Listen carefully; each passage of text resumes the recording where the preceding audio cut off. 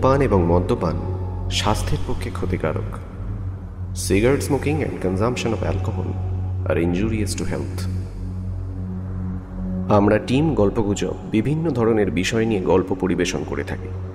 অনেক সময় রোমাঞ্চকর আবহ সৃষ্টির জন্য সংশ্লিষ্ট লেখক এবং লেখিকা বিভিন্ন ধরনের প্লট, যেমন ভূত, প্রেত, পিশাচ, অলৌকিকতা, তন্ত্র, মন্ত্র এবং নানান অতিপ্রাকৃত বিষয়ের অবতারণা করে থাকেন।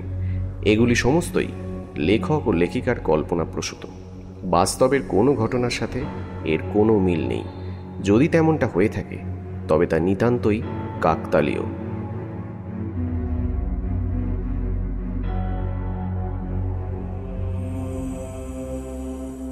কিছু রহস্যকে রহস্যই থাকতে দেওয়া উচিত। অহেতুক কৌতূহল মাঝে মাঝে নিজের জীবনকে বিপন্ন করতে পারে। আজকের গল্প সেই রকমই এক হাড় হিম করা ভৌতিক গল্প। আমাদের এবারের নিবেদন লেখক সব্যসাচীর কলমে এক হাড় হিম করা গ্রাম বাংলার ভৌতিক কাহিনী, অশনি সংকেত। আজকের গল্প পাঠে শুভ্রকমল মুখার্জি, আংশিক গল্প পাঠে দীপঙ্কর দেব, অন্যান্য চরিত্রে অয়ন, আদিত্য, পার্থ মুখার্জি, গৌতম চন্দ্র।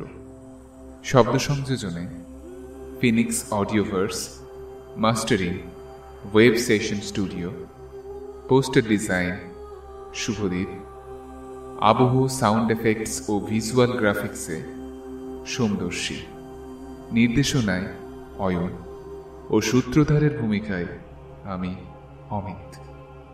শুরু হচ্ছে আজকের নিবেদন গ্রাম বাংলার পটভূমিতে রচিত এক ভয়ঙ্কর ভৌতিক গল্প, অশনি সংকেত। শুনতে থাকুন।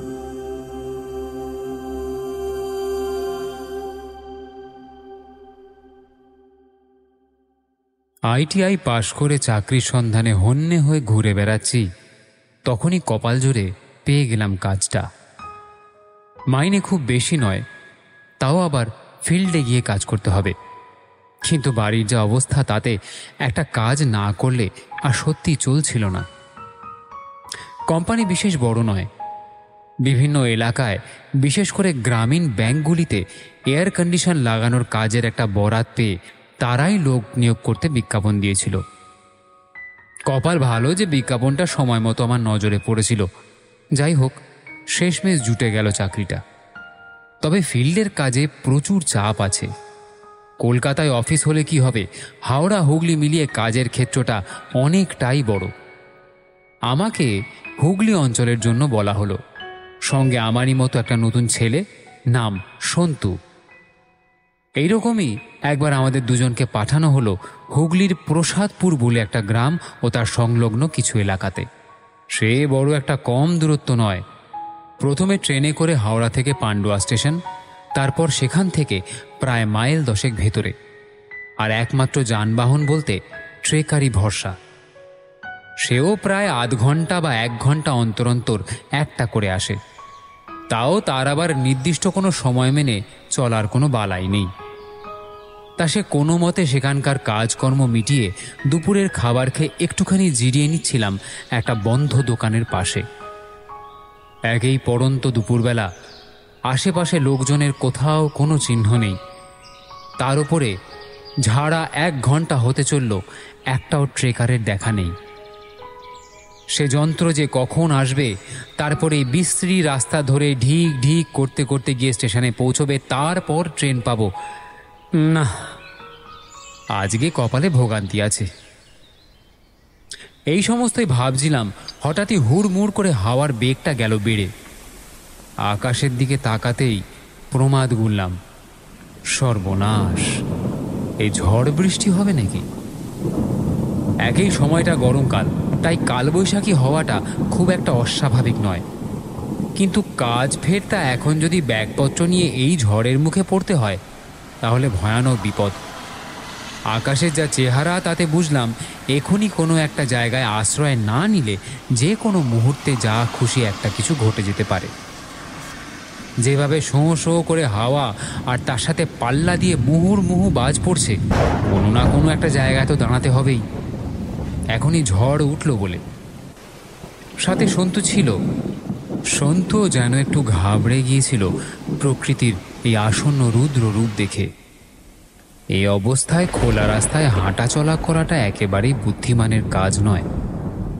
বলা তো আর যায় না যে কখন কোথায় কোন তার ছিঁড়ে পড়বে বা বাজ পড়বে, এতে আর অবাক হবার কি আছে। সন্তু বলে উঠল, বুবাই, একটা কোথাও দাঁড়া ভাই, জিনিসপত্র রয়েছে সঙ্গে, এরপর সত্যি বৃষ্টি নামলে মুশকিল হয়ে পড়বে। আমি উত্তর দিলাম, আরে সে তো বুঝলাম, কিন্তু এই রাস্তা তো একেবারে ভোঁ ভোঁ করছে, কোথায় দাঁড়াই বল দেখি। আমার কথা তখনও পুরোপুরি শেষ হয়নি, সন্তু একটা দিকে হাত তুলে নির্দেশ করে বলল, ওই দেখ না, আলো জ্বলছে মনে হচ্ছে, চল তো যাই একবার। সত্যি তো, ওর নির্দেশ মতো তাকাতেই একটু দূরে একটা আলো দেখতে পেলাম। তারপর সেদিকে খানিকটা এগিয়ে যেতেই মনে হলো দোকান ঘর আছে একটা। যাক, ভালোই হলো, একটা আশ্রয় তো অন্তত পাওয়া গেল। দেখতে পেয়েছিস? চল চল কিছুক্ষণ থেকে যাই, মনে হচ্ছে চায়ের দোকান, বলে উঠল সন্তু। আমিও এবারে বুঝতে পারলাম যে দূর থেকে উনুনের নিভু নিভু আগুন দেখে বোঝা যায় ওই দিকটায় মাচা আর চালা ঘর মতো রয়েছে। সন্তু এ কথা বলতেই আমিও এগিয়ে গেলাম ওই দিকে। তবে একটুখানি যেতে না যেতেই তেড়ে ঝড় উঠে গেল। সারাটা আকাশ জুড়ে যেভাবে থেকে থেকে সৌদামিনী তার উজ্জ্বল আঁকিবুকি কেটে যাচ্ছে, আর তার সাথে কান ফাটানো শব্দ উঠছে, মনে হচ্ছে যেন প্রলয় শুরু হতে খুব বেশি আর দেরি নেই। আমি আর সন্তু লটবহর নিয়ে প্রায় দৌড়তে শুরু করলাম। একটু এগিয়েই বুঝতে পারলাম দোকানটা মূল রাস্তার দক্ষিণে যে সরু রাস্তাটা আলকুশি আর শিয়াকলের ঝোপের ভেতর দিয়ে চলে গেছে, সেই দিক বরাবর একটুখানি এগিয়ে সামনের দিকে। পড়ি কি মরি করে দোকানের কাছে এসে দেখি একটা বুড়ো দোকানে বসে বসে ঢুলছে। আধো অন্ধকারে তার আবছা দেহটা দৃষ্টিগোচর হলো। ঠিক মুখের কাছেই জুকজুক করছে আগুন। উনুনের আঁচ একবার উজ্জ্বল হয়ে উঠছে, পরক্ষণেই আবার নিভে আসছে। আমাদের দুজনকে হঠাৎ ঝোড়ো কাকের মতো আবির্ভূত হতে দেখে দোকানি একবার চমকে গিয়ে আমাদের দিকে তাকালো, তারপর একটুখানি খিকখিক করে হেসে উঠে বলে উঠল, কি বাবুরা, এ বৃষ্টিতে বেরিয়েছো যে, এ তো থামবে বলে মনে হতেছে না। এই ঝড় বৃষ্টিতে যাবে কোথায়? বসেন বসেন বসেন, এইখানে বসেন, একটু শরীরটারে জুত করে নেন, চাটা খান, শরীরটারে জুত করে নেন, বসেন বসেন বসেন। বুড়ো দোকানদার আমাদের অবস্থা দেখে যেভাবে করুণা দৃষ্টিতে তাকালো, তাতে বেশ রাগ হলো। আরে বাবা, এমনি এমনি তো আর আসেনি, এই যন্ত্রপাতি সমেত ভিজে একসা হলে কাল আর কাজে বেরোতে হবে না, যা লস হবে সে আর কে জানবে। সন্তু কোনো মতে ব্যাগ দুটো ভেতরে ঢোকালো যতক্ষণে, বৃষ্টি ততক্ষণে ঝেপে শুরু হয়ে গিয়েছে। বুড়ো দোকানি আবার খ্যাক খ্যাক করে বলে উঠল, তাই এ সত্তরে তো আগে দেখি না, কাম কাজ কি করেন, কোথেকে আসতেছেন? ও বাবা, প্রশ্নের বহর তো কম না। বললাম, আগে দুখানা চা দাও দেখি, এই গলাটা একটুখানি ভেজাই আগে। বৃদ্ধের চা যেন তৈরি হয়েই ছিল। কেটলি থেকে চা দুটো ভাঁড়ে ঢেলে একেবারে মুখের গোড়ায় এগিয়ে দিল। চা খেতে খেতে বললাম, এই আমরা আসছি ওই হুগলি থেকে, ওই যে ওই প্রসাদপুর ওই দিকটাতে গিয়েছিলাম, ফিরতে যা একটু দেরি হয়ে গেল। ও বাবা, সে তো অনেক দূর, তা ট্রেন ধরবে তা স্টেশন যাইতে তো মেলা বেগ পেতে হইবে, এই জল জমবে, এবার একটু আগে বেড়ে পড়লে তো পারতে। চায়ে একটা চুমুক দিয়ে বললাম, আরে জানলে কি আর বেরোতাম না, কি আর করব বলো। দোকানি আবার জড়ো সড়ো হয়ে বসলো, বলল, তা বটে, আজকাল তো আর কেউ এইদিকে আয় না, তোমাদের দেখা একেবারে ভূত দেখার মতো চমকে উঠেছিলাম, একেবারে ভূত দেখার মতো চমকেছিলাম। আরও কিছু বলার আগেই কড় কড় কড়াত করে কোথায় যেন একটা সাংঘাতিক জোরে বাজ পড়ল। সঙ্গে সঙ্গেই আমার চোখটা চলে গেল দোকান ঘরের দরজার দিকে। প্রবল বিদ্যুতের ঝলকানির মধ্যে দরজায় একটা ছায়ামূর্তি দেখে বুকটা কেমন ছ্যাঁত করে উঠল। সন্তু বোধহয় দেখতে পায়নি, এক মনে চা আর তার সাথে একটা বাসনা বিস্কুটে মনোনিবেশ করে আছে। এদিকে আমার বুকটা দুরু দুরু করে উঠল।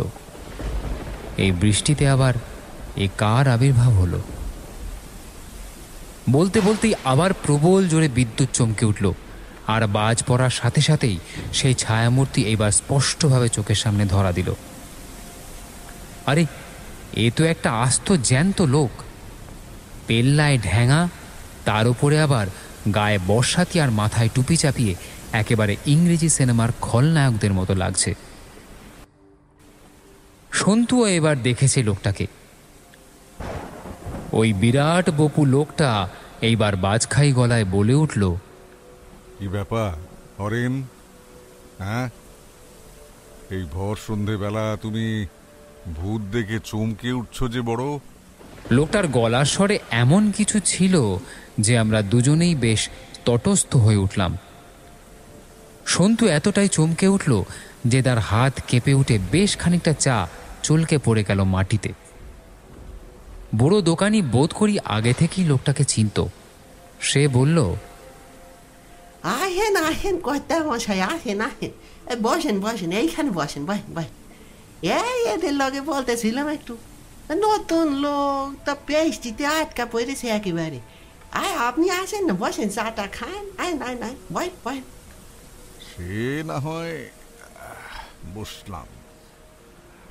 তো নতুন খদ্দের পেলে এই ঝড় জলে? বাহ, বেড়ে তো।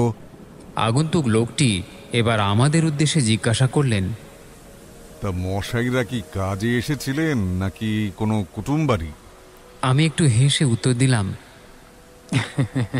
আরে না না, এই গোটা চারেক এয়ার কন্ডিশন মেশিন লাগানোর বরাত পেয়েছিলাম এই দিকটাতে, তাই আর কি।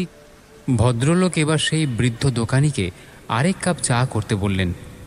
তারপর আমাদের দিকে তাকিয়ে বলে উঠলেন, ওহো, কাজে এসেছিলেন, বেশ বেশ। কতকাল হয়ে গেল কাজ জিনিসটার নামই শুনিনি। এককালে আমিও তো কম কাজ কারবার করিনি। এই আপনাদের মতোই হিল্লি দিল্লি করতে হতো, বুঝলেন তো। সন্তু নিজের চাটা শেষ করে জিজ্ঞাসা করল, তা আপনিও কি আমাদের মতোই মেকানিক্যাল ফিল্ডে? না না, আমি ইন্স্যুরেন্সের এজেন্ট ছিলাম এককালে। অধমের নাম নরোত্তম সিংহ। আপনারা? আমরাও প্রতি নমস্কার করে নিজেদের পরিচয় দিলাম। তারপর সন্তু জিজ্ঞাসা করল, ছিলেন বলছেন কেন? আপনাকে দেখে তো এত তাড়াতাড়ি কাজ ছেড়ে দেবার বয়স হয়েছে বোঝা যায় না, নাকি অন্য ফিল্ডে কিছু? ভদ্রলোক এইবার একটু হেসে উঠলেন। এই ঝড় বৃষ্টির মধ্যেও ওই হাসিখানা বেশ গমগম করতে লাগলো। তারপর বললেন, না না, সে এক অন্য কাহিনী। বললে বিশ্বাস করবেন কিনা জানি না। আমি আমার চাটা শেষ করে ভাঁড়টা ডাস্টবিনে ফেলে দিলাম। তারপর বললাম, তা এমনিতেও তো এখন ট্রেন পাবো না, তার চেয়ে বরং একটা গল্পই হোক না বরং। ও কাকা, বলছি যে আরেক কাপ করে চা দাও, বরং গল্প শুনতে শুনতে চা খাওয়া যাবে। হ্যাঁ, তাই হোক, গল্পটাই বরং শুনি। এই বলে আমরা তোড়জোড় করে গল্প শোনার জন্য বসতেই আগন্তুক ভদ্রলোক বেশ আয়েশ করে চায়ের কাপে একবার চুমুক দিয়ে নিলেন। তারপর ধীরে ধীরে বলতে শুরু করলেন, বছর তিনেক আগের কথা, বুঝলেন।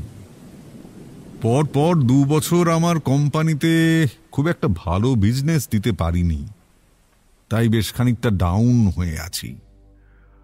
নতুন ছেলে ছোকরারা ঢুকেছে, তারা যেমন ফ্রম তেমনি তুখোড় তাদের কথাবার্তা। আমি এদের মধ্যে বেশ বলতে পারেন ব্যাকডেটেড হয়ে পড়েছি। তার উপর সে সময় মহামারীর দাপটে এত ক্লেম হচ্ছে যে রেভিনিউ একেবারে তলানিতে।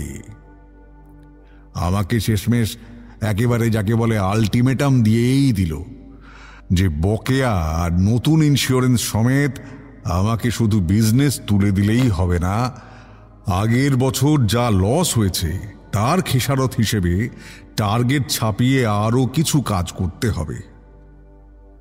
বউ তখন আমার গল ব্লাডারে অপারেশন করে শয্যাশায়ী, ছেলের স্কুলে মাইনে বাকি, গলা অবধি দেনা।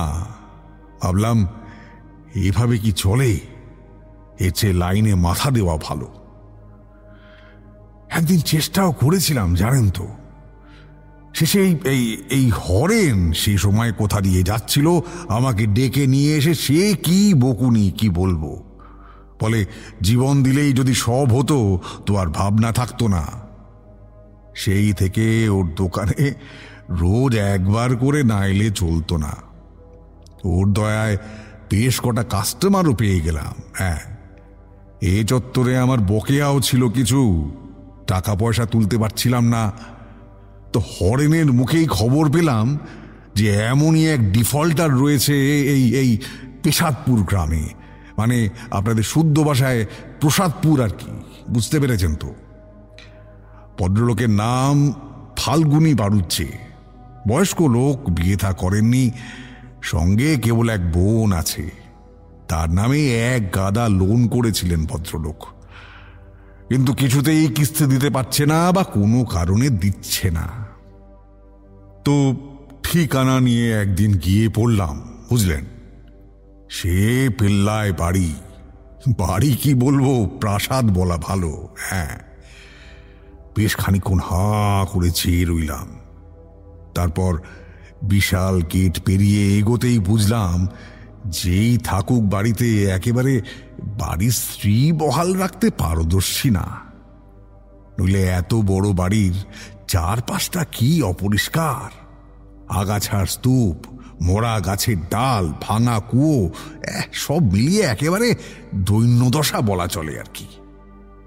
বাড়ির লাগোয়াই বাগানখানা, যার মধ্যে দিয়ে সিধে রাস্তা ধরে গেলেই বাড়ির অন্দরমহলে প্রবেশের দরজা, সেটা কোনো এককালে বোধহয় রং করা হয়েছিল, আজ আর দেখে বোঝার উপায় নেই, এতটাই মলিন হয়ে পড়েছে বাইরের থেকে। তবে ছাদের পাশে ওই ডিশ অ্যান্টেনা বা একাধিক এসি মেশিনের আউটলেট কিন্তু কোনো কিস্তি দিতে না পারা লোকের বাড়ির পরিচয় দিচ্ছে না। বেশ আশ্চর্য লাগলো আমার, জানেন তো। তারপর ভাবলাম, আমার কি, আমি তো এসেছি কোম্পানির কাজে, যা হোক কড়া নাড়লাম কি, কারণ কলিং বেলের অবস্থা আরো খারাপ। বেশ কবার কড়া নাড়তে এক উস্কো খুস্কো চুলের মাঝবয়সী লোক বেরিয়ে এলো, দু চোখে উদাসীন দৃষ্টি। আর কেউ এসে যে তাকে ডাকছেন মুখ দেখে মনে হলো না তাতে তিনি খুব একটা সন্তুষ্ট হয়েছেন। আর সেই সাথেই একটা একটা একটা অদ্ভুত রহস্যময় গন্ধ নাকে এসে ঝাপটা মারল, বুঝলেন। কেমন একটা বদ্ধ চাপা আষ্টে গন্ধ। অনেকদিন যদি দরজা খোলা না হয় যেমন ধুলো মাখা একটা চিমসে গন্ধ বেরোয়, কতকটা সেই রকম। ফক করে গন্ধটা নাকে এসে লাগতেই শরীরটা কেমন কেমন ঝিমঝিম করে উঠল। আমাকে দাঁড়িয়ে থাকতে দেখে লোকটি বেজার মুখে জিজ্ঞাসা করলেন, কাকে চাই? আমি প্রশ্ন করলাম এবার, আচ্ছা এটা কি ফাল্গুনী ব্যানার্জির বাড়ি? হ্যাঁ, আমি ফাল্গুনী ব্যানার্জি। আপনাকে তো ঠিক চিনলাম না। না চেনারই কথা, তবে এই হলো আমার পরিচয়। আমি ওই লাইফ কেয়ার ইন্স্যুরেন্স কোম্পানি থেকে আসছি। এবার আশা করি বুঝেছেন কেন এসেছি। হ্যাঁ, ফাল্গুনী বাবু আমাকে একবার আপাদমস্তক মেপে নিলেন, তারপর বললেন, আমার নামই ফাল্গুনী ব্যানার্জি, কিন্তু আমি তো। এবার আমি সরাসরি বললাম ওকে, দেখুন বেশ কিছু জরুরি কথা আছে, বাইরে দাঁড়িয়ে তো হবে না, ভেতরে যাওয়া যাক নাকি? তা আমার কথায় এমন একটা জোড়াজুড়ি ছিল যে ভদ্রলোক না করতে পারলেন না। শুধু একটা অদ্ভুত রহস্যময় স্বরে বললেন, আসবেন? ভেতরে আসতে চাইলে আসুন, তবে তবে নিতান্ত অনিচ্ছা সত্ত্বেও যে উনি আমাকে ঢুকতে দিলেন বেশ বুঝলাম, কিন্তু আমারও তো উপায় নেই। অগত্যা ওর পিছু পিছু আমিও ওই বাড়িতে প্রবেশ করলাম। বাড়িতে ঢুকেই আমি অবাক, বুঝলেন। বাইরে থেকে প্রাসাদোপম লাগলেও ঠিক কতটা বিশাল তা ভেতরে না এলে বোঝাই যায় না। অজস্র ঘর, আর সাপের মতো এঁকে বেঁকে বারান্দা পেরিয়ে যখন ফাল্গুনী বাবুর ঘরে এলাম, আমার মাথাটা কেমন গুলিয়ে গেল। কোন দিক দিয়ে যে এলাম, কিভাবে আবার ফিরবো, সব কেমন তালগোল পাকিয়ে গেল আমার। আমার অবস্থা দেখে ফাল্গুনী বাবু মস্করা করে উঠলেন। মাথা ভোঁ ভোঁ করছে তো। ফেরার সময় আমি কিন্তু আর থাকবো না। বেরোতে না পারলে থাকবেন বন্দি হয়ে। তা একটু গন্ডগোল হয়ে যাচ্ছে বই কি, বলে আমি যে কাজে এসেছি তাতে মনোনিবেশ করলাম। কাগজপত্র বার করতে করতেই হঠাৎ কেমন যেন একটা অদ্ভুত ঝিম ধারা শব্দ পেলাম। কেউ যেন গুরুগম্ভীর সুরে মন্ত্র পাঠ করছে।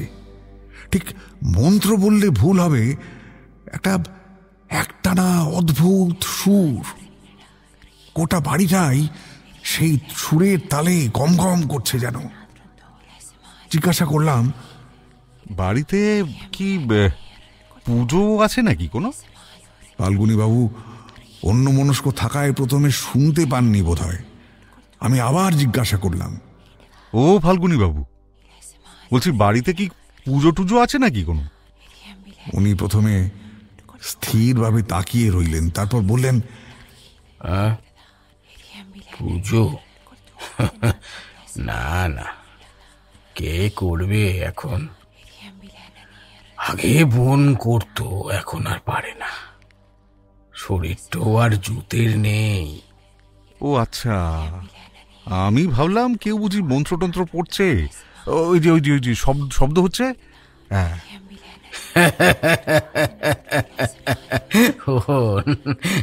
না না, ও তো নাম গান হচ্ছে। নইলে যে বোন আমার বড্ড কষ্ট পায়। ও সর্বক্ষণ বলে নাম গান চালিয়ে রাখতে। এমন ভয়ঙ্কর গা ছমছমে সুরে নাম গান হতে পারে মশাই জীবনে শুনিনি, বুঝলেন তো।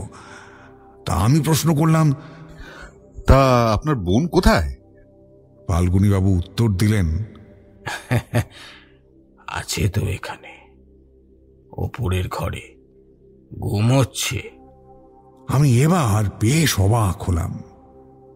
বেলা 11:30 বাজে, এখনো ঘুমোচ্ছে। ফাল্গুনী বাবু আমাকে সন্দিগ্ধ চোখে একবার দেখলেন, বোধহয় আমার মনের কথা আঁচ করেই বলে উঠলেন, আসলে শরীরটা খারাপ বললাম তো আগেই, তাই ঘুমোচ্ছে। ওকে আর ডাকিনি। হ্যাঁ, কিন্তু এবার যে ডাকতে হবেই একবার, কারণ কাগজপত্র এনেছি, তাতে সই দরকার যে। আহা, কিস্তি তো আমি দিচ্ছি, ওকে আবার ডাকাডাকি কেন মশাই? না না, লোন যেহেতু ওনার নামে, ওকে একটা সই করতেই হবে। আপনি ওকে ডাকুন, আমি বরং ততক্ষণে কাগজপত্র রেডি করছি। হ্যাঁ, বলে আমি ব্যাগ খুলে লোনের কাগজ, টাকা জমা দেবার ফর্ম ইত্যাদি বার করতে লাগলাম। হঠাৎ কি মনে হতেই আমি পিছন ফিরে তাকিয়েই শিউরে উঠলাম। ফাল্গুনী বাবু এক দৃষ্টে আমার দিকে তাকিয়ে রয়েছেন। ওন রক্ত জল করা চাউনি যে কারো মধ্যে ভয় উদ্রেক করতে সক্ষম। আমি থতমত খেয়ে আমদা আমদা করে বলে উঠলাম, কি ব্যাপার? মানে ওকে ডাকুন, আমার তো আরো আরো আরো অনেক অনেক জায়গায় মানে কাজের জন্য যেতে হবে। ফাল্গুনী বাবু তখনও আমার দিকে ওইভাবে চেয়ে রয়েছেন। অপলক হাড় হিম করা সেই চাউনি, সেই দৃষ্টি সহ্য করতে পারছিলাম না আমি। বুকের রক্ত জল হয়ে যাওয়ার উপক্রম। আমি আমি আমি আরো কিছু বলার আগেই উনি বললেন, হ্যাঁ, কেন ডাকাডাকি কেন? বোনকে ডাকা যাবে না।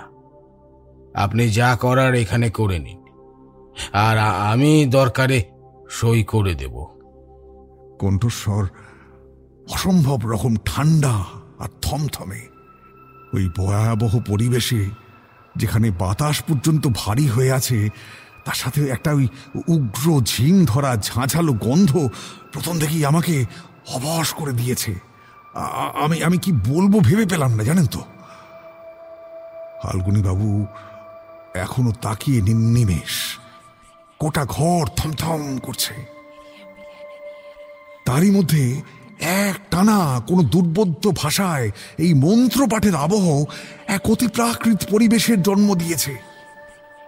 ফাল্গুনী বাবু তারই মধ্যে আবার বলে উঠলেন, হলো, নিন আপনার কাজ শুরু করুন।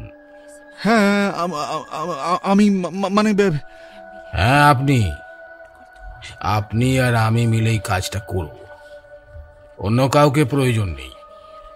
এই নিন কিস্তির টাকাটা। এই বলে উনি টেবিলের ড্রয়ার খুলে গোটা কতক নোট আমার সামনে রাখলেন। তারপর চিবিয়ে চিবিয়ে বললেন, গুনে নিন সমস্ত কিস্তি একেবারে একসাথে, আর আরো 3 মাসের অ্যাডভান্স নিন ধরুন। আমি কোনো মতে সেগুলো নিয়ে ফর্মে সই করতে যাব, হঠাৎ কান ফাটানো শব্দে তুমুল জোরে বাজ পড়ার শব্দ পেলাম। সর্বনাশ, বৃষ্টি এলো নাকি? ব্যাস, সারে সর্বনাশ হলো। আমি কোথায় ভাবছি এই বাড়ি থেকে যত সম্ভব তাড়াতাড়ি কাজ মিটিয়ে চলে যাবার, এ তো আরেক ঝামেলা হলো। আমি কোনো মতে ফাল্গুনী বাবুকে দিয়েই সই সাবুত করিয়ে নিলাম। তারপরে বললাম, ঠিক আছে, আপনার বোনকে লাগবে না, তবে ওকে একবার দেখতেই হবে, না হলে আমি রিপোর্ট দিতে পারবো না। এটা আমার অফিসের নিয়ম ব্যানার্জি বাবু। আমি নিরুপায়। সাহস করে কথাগুলো বলেই দেখলাম মুহূর্তে ফাল্গুনী বাবুর চোখ দুটো দপ করে ভাটার মতো জ্বলে উঠল। আমি ঢোক গিললাম একবার ওর চোখ দেখে। সে ভয়ঙ্কর চেহারা বলে বোঝাতে পারবো না মশাই। একটা আধময়লা ধুতি আর কুর্তা গায়ে ওর ওই প্রেতের মতো চেহারা দেখে ভয়ে আমার আত্মারাম খাঁচা ছাড়া হওয়ার উপক্রম। এরই মধ্যে আশেপাশে বদ্ধ জানলা ছাপিয়ে আবার ওই বাজের শব্দ আর বৃষ্টির আওয়াজ পেলাম। না, এই দুরবস্থার অন্ত নেই আজ। কিন্তু ফাল্গুনী বাবু যেভাবে ব্যবহার করছেন তা রীতিমতো ভয় উদ্রেককারী। বলা যায় না কে কেমন লোক, জানি না তো। এত বড় বাড়ি, কিছু করে গুমটুম করে দিলে কাকপক্ষিতেও টের পাবে না তো। এ লোক একেবারেই সুবিধের নয়। না না না, বয়স অনুযায়ী দৈহিক শক্তিও কিছু কম নয়। অবশ্য পাগল হলে অন্য কথা, কিন্তু তাও ভয়টা তো আছেই। যতই নিজেকে সংযত করার চেষ্টা করি, আমার অবচেতন মন বারবার আমাকে সাবধান করতে লাগলো। এবারই ভালো নয়, কিছু একটা রহস্যময় নিশ্চয়ই আছে। কেন ফাল্গুনী বাবু এত বিরক্ত? হ্যাঁ, কেনই বা তিনি ওর বোনের সাথে আমাদের দেখা করতে দিতে চান না? আপনি এত উদ্গ্রীব কেন? হ্যাঁ, বললাম তো দেখা হবে না। মাফ করবেন ফাল্গুনী বাবু, এটা কিন্তু আমার ডিউটি, বা আমাকে দেখা করতেই হবে একবার। হ্যাঁ, ডিউটি? হ্যাঁ, আপনি আমাকে ডিউটি দেখাচ্ছেন? আমি আমি আমি আমি নিরুপায় ফাল্গুনী বাবু। ফাল্গুনী বাবু এখনো তেমনই ফুঁসছেন রাগে। এবার আমার খুব কাছে ঝুঁকে পড়ে বললেন, শুনুন, আমার মুখের ওপর কেউ কথা বলে না। আপনি তাও আমার কথা শুনছেন না। এবার না ভয় ছাপিয়ে বেশ রাগ হলো আমার, জানেন তো। ফাল্গুনী বাবু আমাকে শেষ না করতে দিয়েই হিমশীতল কণ্ঠে বলে উঠলেন, তাহলে কি? কি?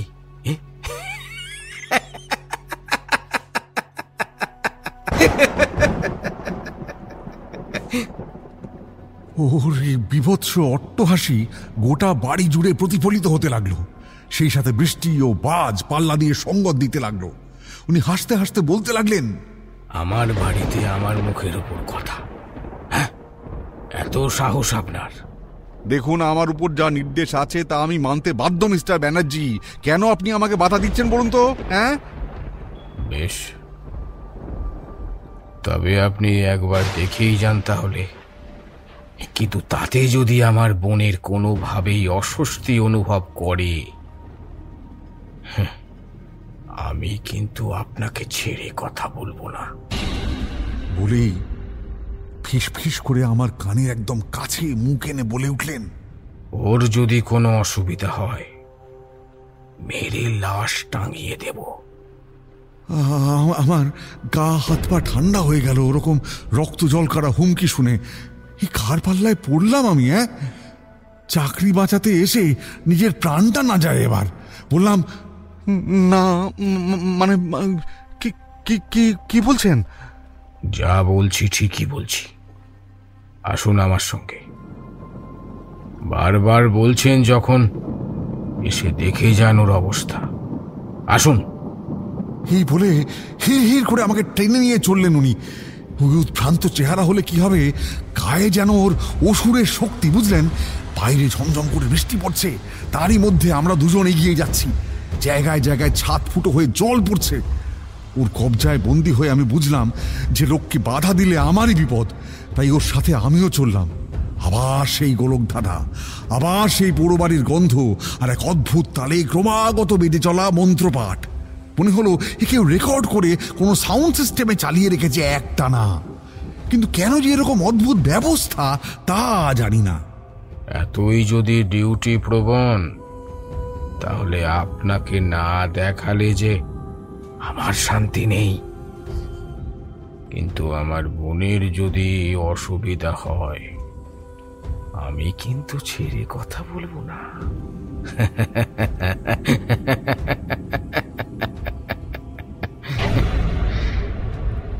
আমি কোনো উচ্চবাচ্য করলাম না।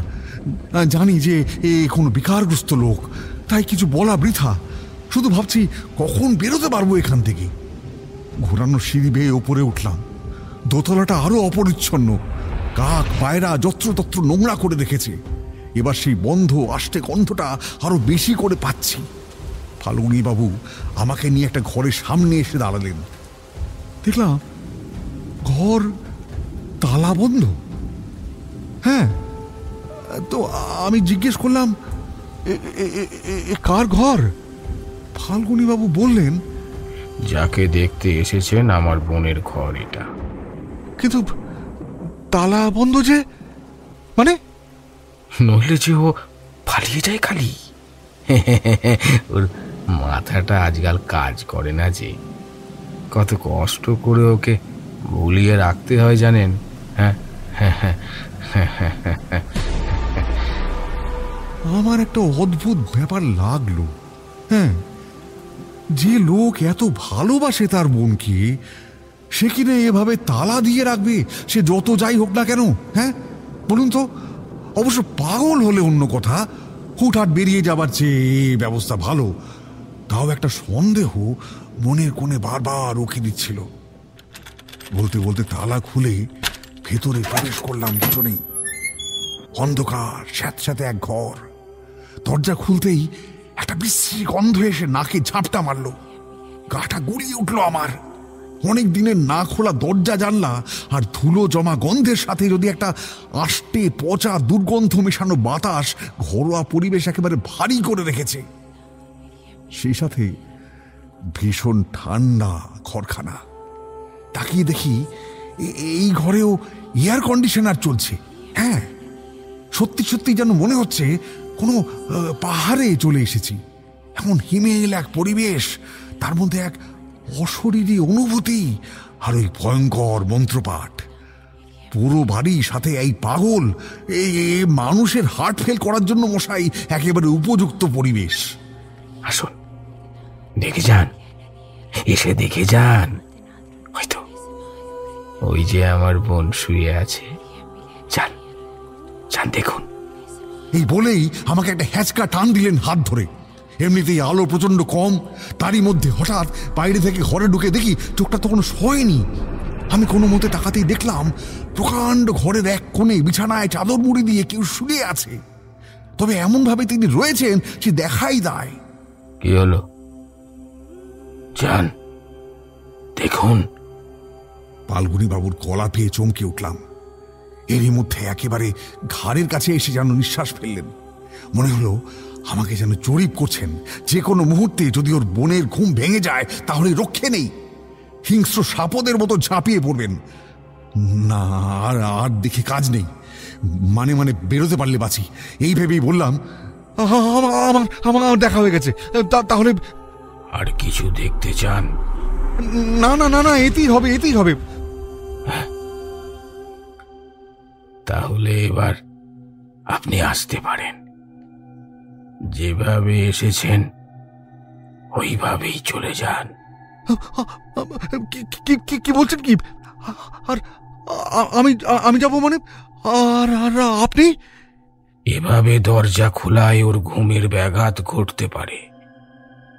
আমি একটু ওর কাছেই থাকবো, আপনি চলে যান। যান বলছি, যান। আমি আর দাঁড়ালাম না। মুক্তি যখন পেয়েছি, এ প্রেত পুরীতে আর এক মুহূর্ত না বলেই হুড়মুড় করে বেরিয়ে এলাম।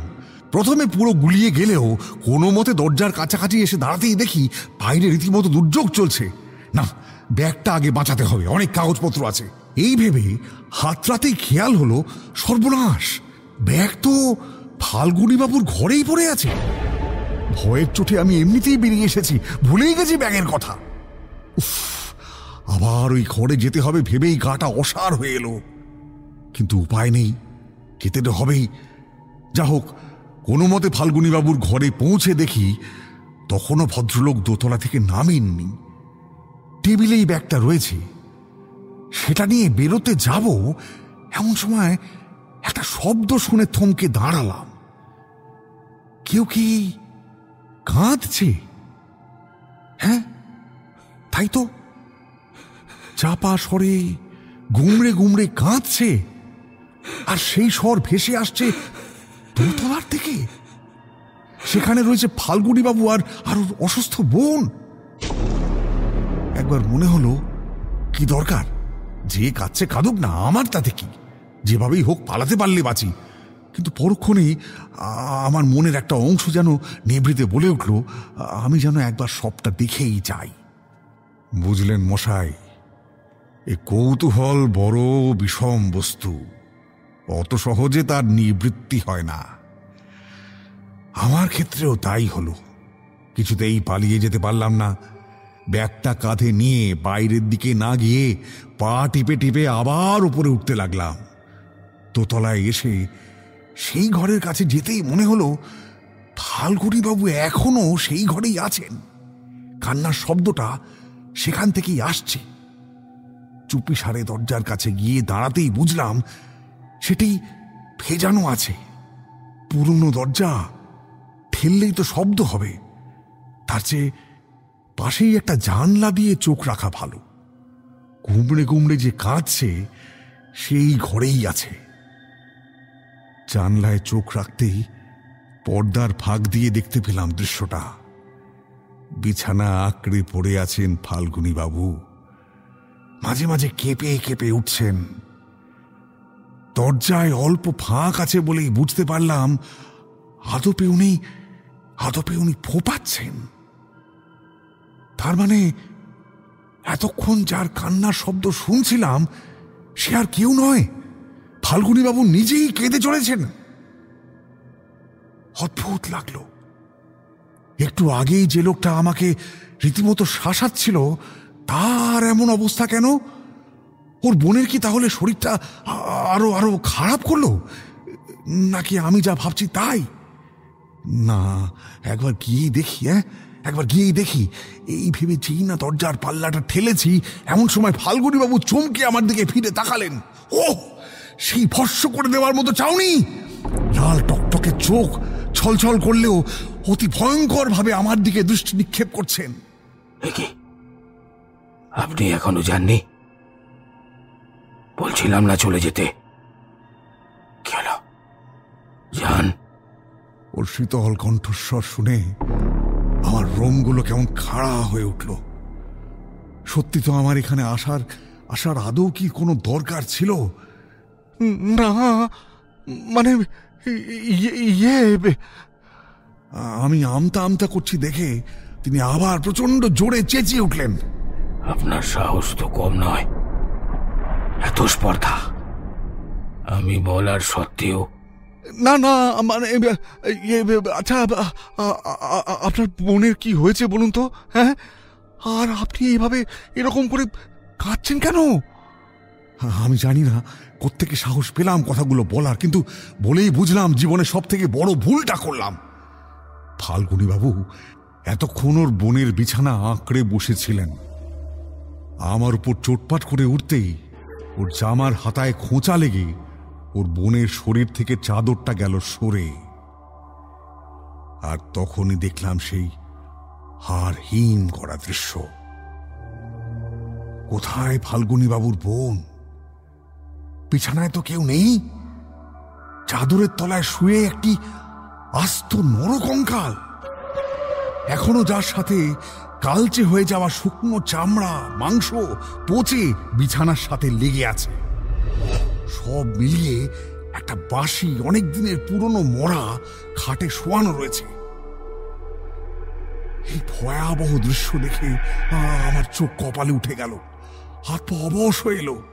কোনো মতে গলার কাছে দলা পাকানো বিবমিশাটা গিলে নিলাম। তারপরে দেখলাম ফাল্গুনী বাবু এগিয়ে আসছেন আমার দিকে ধীরে ধীরে। আমি কি বলবো কিছু না বুঝে হতবিহ্বল দশায় দরজার কাছে দাঁড়িয়ে ঠক ঠক করে কাঁপছি। ফাল্গুনী বাবু আরো এগিয়ে এলেন আমার দিকে, বলতে লাগলেন, তুই আমার বোনের ঘুম ভাঙালি, এতদিনের শান্তির ঘুম ভাঙিয়ে পালাবি ভেবেছিস? এতদিন বোন আমার কাছে, ওর সুখ দুঃখে, এতদিন না আমার বোন আমার কাছে আছে, ওর সুখ দুঃখ ভালো বন্ধ সব আমাকে নিয়ে, আমাকে কোনোদিন কিছুতে না করেনি। সেদিন ঘুমিয়ে পড়তে আমি ওকে ছাড়তে পারিনি। এতদিনের ঘুম তুই নষ্ট করে দিলি, নষ্ট করে দিলি। ওর কণ্ঠস্বর অসম্ভব ঠান্ডা তীক্ষ্ণ। আমি তখনও বলার ভাষা খুঁজে পাচ্ছিলাম না। কোনো মতে বলে উঠলাম, আপনি তো বসে পাগল! মরে যাবার পর বোনের সৎকার করেননি? কে বলে আমি পাগল? কে বলে? সবাই জানে বোন আমার অসুস্থ ঘুমিয়ে আছে, আর তুই বলছিস আমি পাগল? জানিস বাবা মা চলে যাবার পর ওই আমার সব, ও আমার সঙ্গে, আমার সব কিছু। ও আমাকে ছেড়ে যেতে পারে না, আমি যেতে দিইনি। মরেও আমার কাছে থেকে যাবে না, যাবে না। আর তুই কিনা সেই ঘুম ভাঙিয়ে, ঘুমের ব্যাঘাত ঘটিয়ে এত সাহস! আজ তোর একদিন, আমার একদিন। হ্যাঁ, আপনি বদ্ধ উন্মাদ। আপনি, আপনার বোন মারা গেছে, তাকে সৎকার না করে আপনি এইভাবে পাগল! আপনি পাগল! ফাল্গুনী বাবু এবার পাগলের মতো হেসে উঠলেন। তারপর বললেন,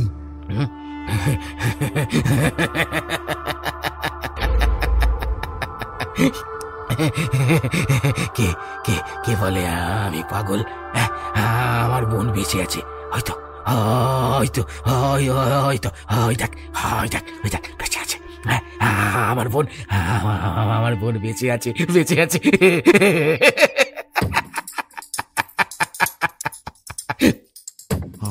আমার মাথা ভৌ ভৌ করছিল, ভয়ও করছে তেমন।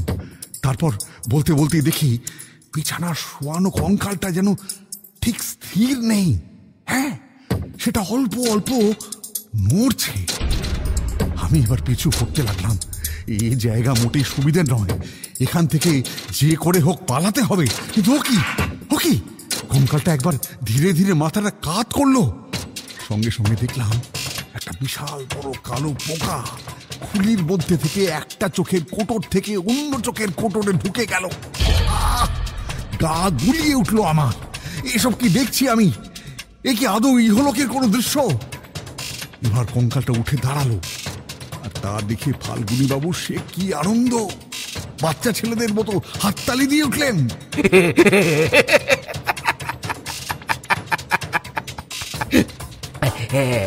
এই বনু বনু বনু, তুই উঠেছিস তুই?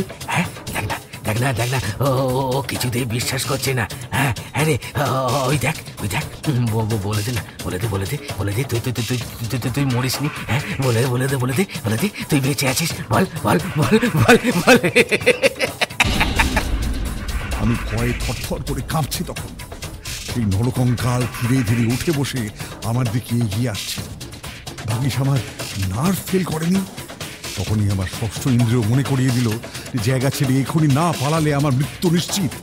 আমি আর দেরি করলাম না, সঙ্গে সঙ্গে হুড়মুড় করে নামতে লাগলাম ঘোরানো সিঁড়ি দিয়ে। কোনো মতে পড়তে বেঁচে লাফিয়ে দৌড়ে পালাচ্ছি, আর পেছনে শুনছি এক অদ্ভুত খটখট ঠক শব্দ, যেন কেউ প্রবল আক্রোশে দৌড়ে আসছে, আর হাড়ে হাড়ে ঘষা লেগে এক ভয়াবহ তালের সৃষ্টি হচ্ছে।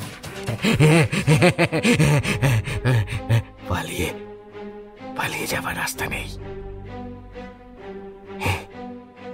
যে বাড়িতে ঢুকলে কেউ বেঁচে ফেরে না,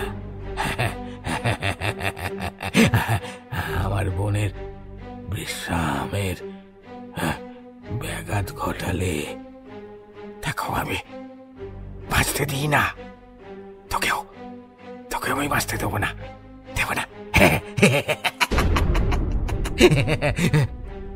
বুঝতে পারলাম ফাল্গুনী বাবু তাড়া করে আসছেন আমায়। তবু আমি পিছু না ফিরে পড়ি কি মরি করে দৌড়ে নিচে নামতে লাগলাম। ঠিক তখনই শুনলাম উনি যেন ভীষণ আক্রোশে চিৎকার করে উঠলেন, বনু ওকে ছেড়ে দিসনি, ধর ওকে যেতে দিসনি, ধর ওকে, ধর।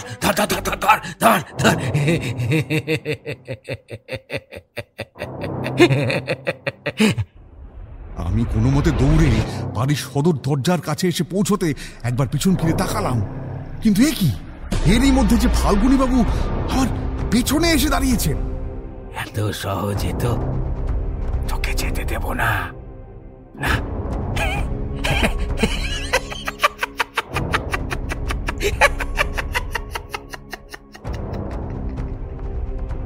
পাগলের মতো হাসতে হাসতে দু হাত বাড়িয়ে আমার দিকে ধেয়ে আসতেই আমি প্রায় হুমড়ি খেয়ে পেছনের দিকে পড়লাম।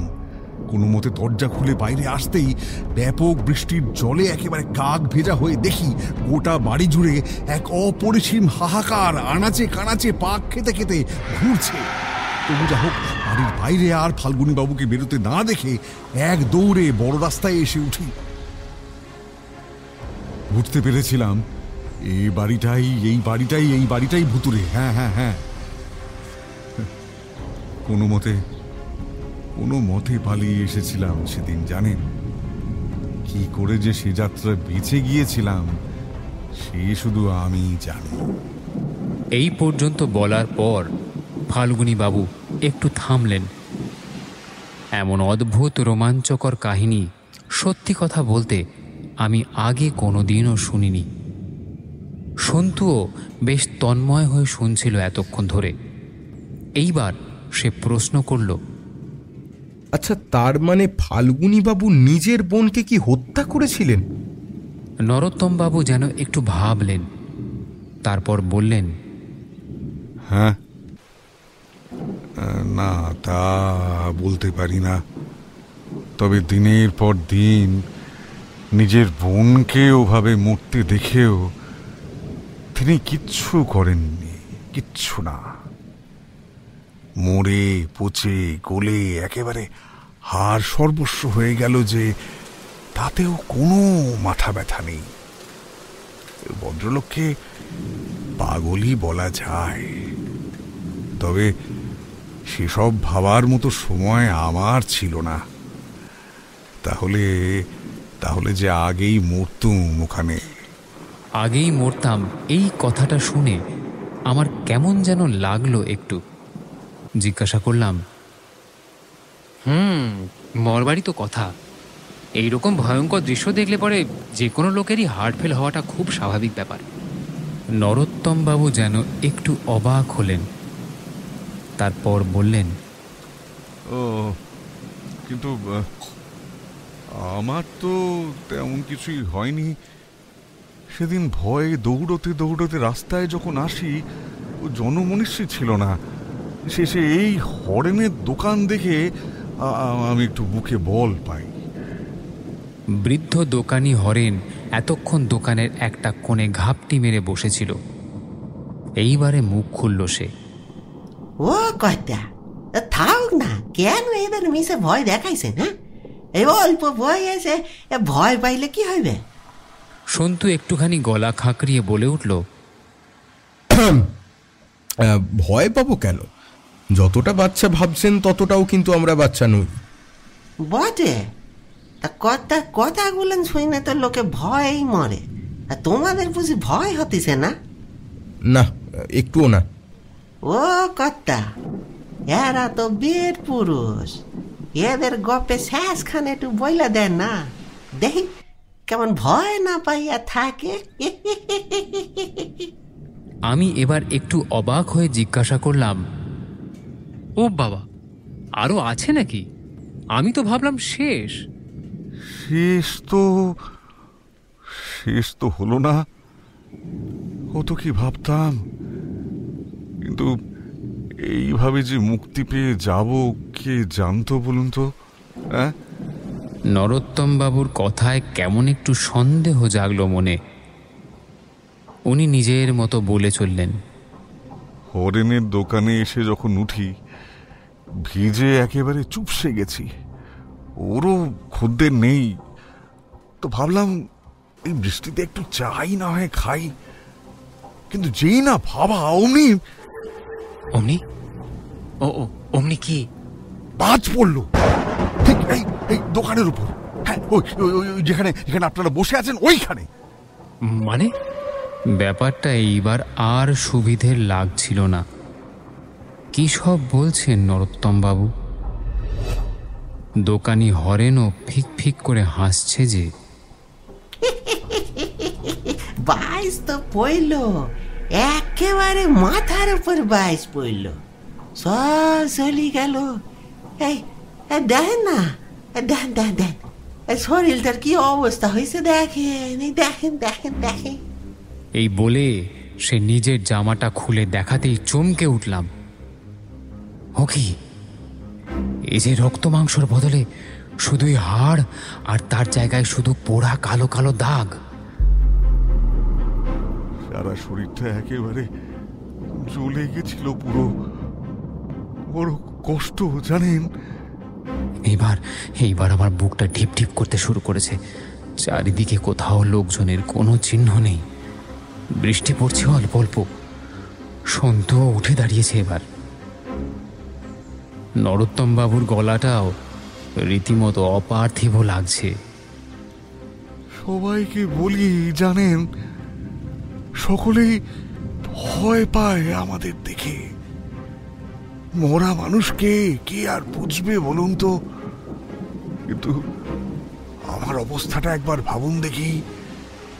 কাজে বেরিয়ে বেঘরে প্রাণটা গেল, আমার ফ্যামিলিটা একেবারে ভেসে গেল জানেন।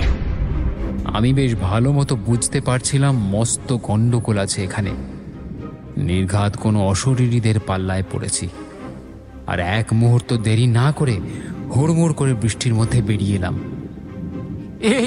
এই সন্তু, পালা পালা, এ গতিক সুবিধা নয়, পালা পালা। সন্তু শুনেই আমার সঙ্গে দৌড় দিল। কিন্তু কোথায় যাব? যতই এগোই রাস্তা ফুঁড়ে উদয় হয় একবার করে হরেন আর একবার করে নরোত্তম বাবু। আমরা অনেক দূর চলে গেছি, ফিরতে পারছি না। এই দেখুন দেখুন দেখুন, একেবারে পুড়ে ছাই হয়ে গেছি। দেখুন না, একেবারে পুড়ে ছাই হয়ে গেছি।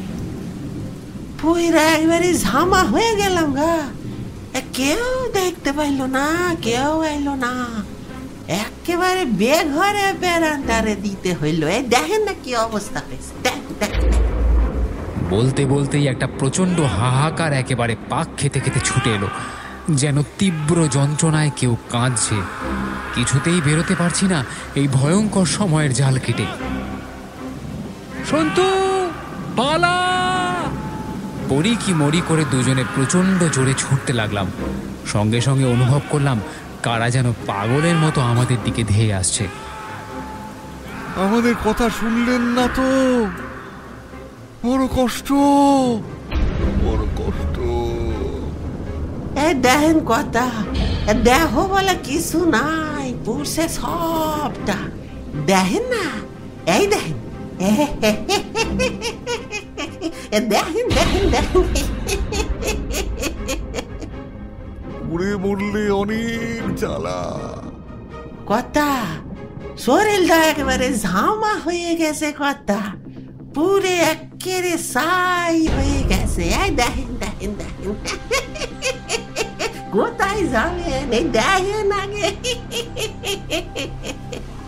অনেক দূরে চলে গেছি, ফিরতে পারছি না। দেখো বলে কিছু নাই, কিছু নাই, একেবারে পুড়ে গেছে। দেখেন দেখেন, ভয় পাইছেন?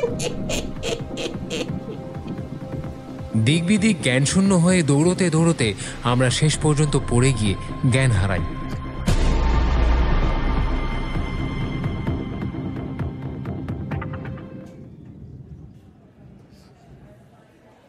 জ্ঞান যখন ফেরে তখন বেশ কিছু অপরিচিত মুখ আমাদের ওপর হুমড়ি খেয়ে পড়েছিল। হুড়মুড় করে উঠে বসে দেখি অনেকে ভিড় করে আছে আমাদের আশেপাশে, আর আমরা দুজনেই একটা ফাঁকা মাঠের মধ্যে জল কাদা মেখে শুয়ে রয়েছি। দোকান টোকানের কোনো চিহ্ন পর্যন্ত সেখানে নেই। সবাই জিজ্ঞাসা করেছিল আমাদের এমন দশা হবার কারণটা কি। একটু ধাতস্থ হয়ে হরেন কাকার দোকানে নরোত্তমবাবুর গল্প বলা থেকে শুরু করে ওদের ওই খপ্পরে পড়া সবটুকুই তাদেরকে বললাম। তাতে দেখলাম সবাই কেমন একটু গম্ভীর হয়ে গেল। শেষমেশ একজন বুড়ো মতো ভদ্রলোক আমাদেরকে বললেন, খুব বাঁচা বেঁচে গেছেন মশাই। হ্যাঁ, কাল বৈশাখীর রাতে মাঝে মাঝেই হরেনের চায়ের দোকানে একটা অশরীরী চক্র বসে। জ্যান্ত লোক দেখলেই ভুলিয়ে ভালিয়ে গল্প শুনিয়ে তারপর মেরে ফেলে ভয় দেখিয়ে। আপনারা ভাগ্যবান, বুঝলেন কি না? শুনেই শিউরে উঠলাম আমি। পেছন দিকটা তাকাতে আবার শিউরে উঠলাম। ওই জমাট বাঁধা অন্ধকার দেখে বুকটা আবার আমার কেঁপে উঠল। ওহ, খুব বাঁচা বেঁচে গেছি। না আর না, আর এক বিন্দু সময় নষ্ট করা যাবে না। এই জায়গাটা একেবারেই সুবিধের নয়। কোনো মতে সন্তুকে নিয়ে উঠে হন হন করে হাঁটতে শুরু করলাম। ভুলেও আর এ চত্বরে কোনো দিন আসবো না এই মনে মনে প্রতিজ্ঞা করতে করতে দ্রুত পা চালিয়ে দিলাম স্টেশনের দিকে।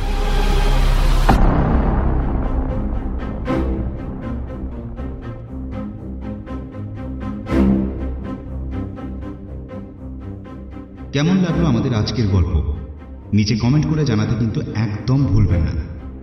ভালো লাগলে লাইক, শেয়ার এবং কমেন্ট করতে ভুলবেন না। খুব শীঘ্রই আমরা আরও একটি রোমাঞ্চকর গল্প নিয়ে আপনাদের সামনে ফিরে আসছি। ততক্ষণ ভালো থাকুন, সুস্থ থাকুন আর শুনতে থাকুন গল্পগুজব, যেখানে গল্প হবে অল্প নয়। ধন্যবাদ।